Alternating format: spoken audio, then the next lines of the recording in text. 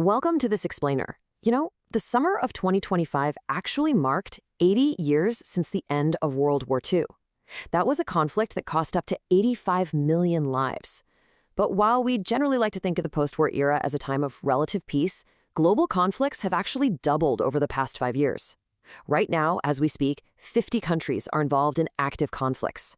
So today, we're opening up a global intelligence briefing. We're going to break down the 5 most dangerous geopolitical flashpoints that experts are warning could literally plunge the world into a third world war in 2026. In this world, nothing can be said to be certain, except death and taxes. It's a pretty famous quote by Benjamin Franklin, but if we take a hard look at human history, there's actually another grim certainty we've consistently observed, and that's war. And this staggering number brilliantly illustrates the cost of that certainty. 231 million. That is the estimated number of people who have died as a result of battles since the end of World War II. Today, with the globe more interconnected and honestly more heavily armed than ever, the next major flare-up is just waiting for a single spark. So where exactly are the global powder kegs? Theater 1. The Himalayas. India versus China. So we're talking about a dispute between two nations that hold the world's absolute largest populations. They also happen to rank as the third and fourth most powerful militaries on Earth.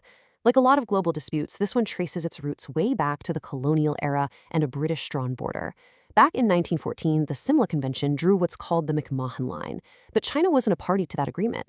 By 1950, China annexed Tibet and argued that Tibet never even had the sovereign power to sign that convention in the first place. That disagreement sparked a full-scale border war in 1962, which established the incredibly tense line of actual control, and that tension culminated most recently in a deadly skirmish in the Galwan Valley in 2020. Now, on paper, things have actually looked up lately. By 2024, the two nations reached agreements on key friction points. They restored direct flights, and in August 2025, Chinese President Xi Jinping and Indian Prime Minister Narendra Modi publicly pledged to resolve their differences. So you might be wondering, why is this still a massive flashpoint? Well, look at the surrounding map. Nepal, Bangladesh, and Myanmar are all experiencing massive political upheaval and civil war. With both India and China holding heavily competing interests in these destabilized neighboring countries, the entire region remains incredibly volatile. Theater 2. The subcontinent. India versus Pakistan. This brings us to a conflict China is already deeply involved in. It's another one born from lines drawn by the British during the 1947 partition. And man, we saw just how explosive this historical animosity really is during the April 2025 escalation. For 4 days, the whole world basically held its breath as these two nations traded highly destructive missile and drone barrages. The trigger for all of this? It was a horrifying attack on April 22nd in the Baisaran Valley, where militants killed 26 civilians in a really popular scenic area. In the aftermath, the narratives clashed immediately. India explicitly pointed the finger at Pakistan, accusing them of orchestrating the attack through their intelligence agency, the ISI, and citing links to terror groups like Jaish-e-Mohammed. Pakistan, on the other hand, strictly denied the accusations, calling them completely baseless and suggesting it could have even been a false flag operation.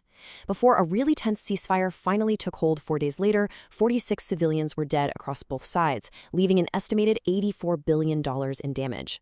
But here is exactly why this regional rivalry is a direct global threat. Both of these nations are armed with roughly 170 to 180 nuclear warheads. A 2019 Rutgers study calculated that even a regional nuclear exchange here would trigger a nuclear winter. We're talking about global famines that could starve millions or potentially even billions of people. So how does this spiral into World War III? The trigger mechanics are terrifying. India has a massive conventional military advantage, right?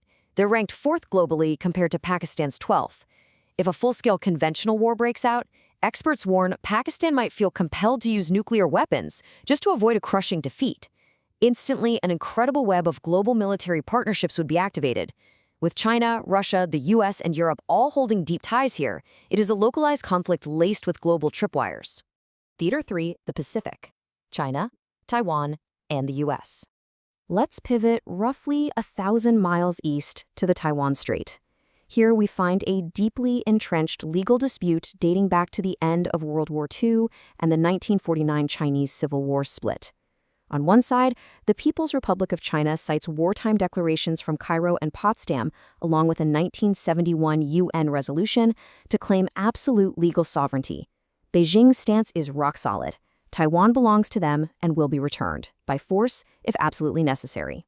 On the flip side, polling over in Taiwan shows only about 10 to 15% of the population actually favors full reunification, while roughly half favor eventual full independence.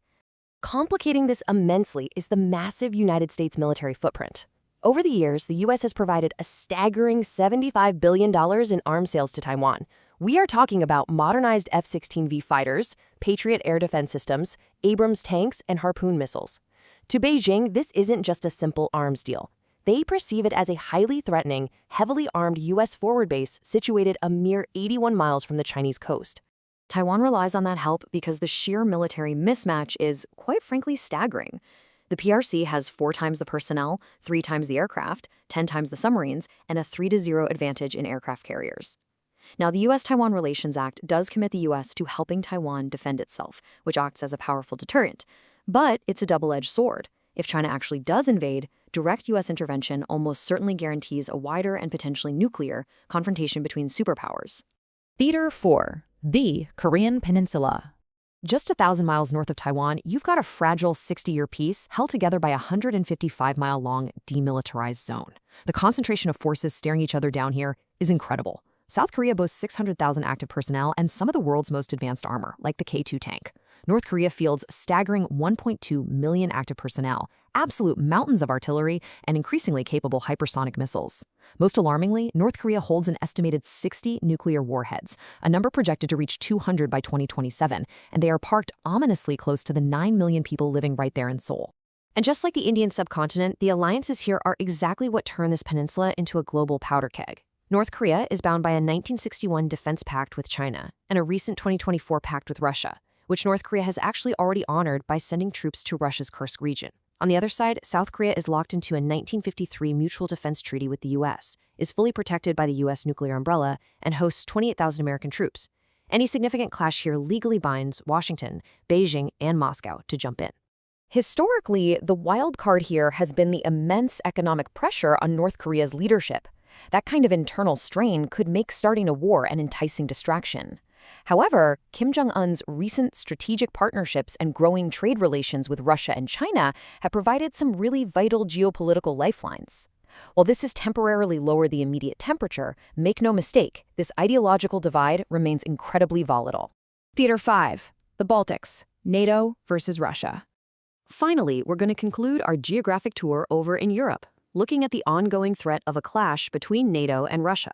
To really grasp this threat, specifically the idea of a Russian invasion into Estonia, Latvia, or Lithuania, we have to define the ultimate tripwire, NATO's Article 5. It's the principle of collective defense. It quite literally means an armed attack against any Baltic state is considered an attack against all of NATO. Invading these territories would immediately pull the entire Western Bloc into a direct, all-out war with Russia. But let's look at the actual strategic assessment for 2026. The immediate risk here might actually be a bit overstated compared to the other theaters we just covered. The general consensus is that Russia currently has its hands more than full in Ukraine.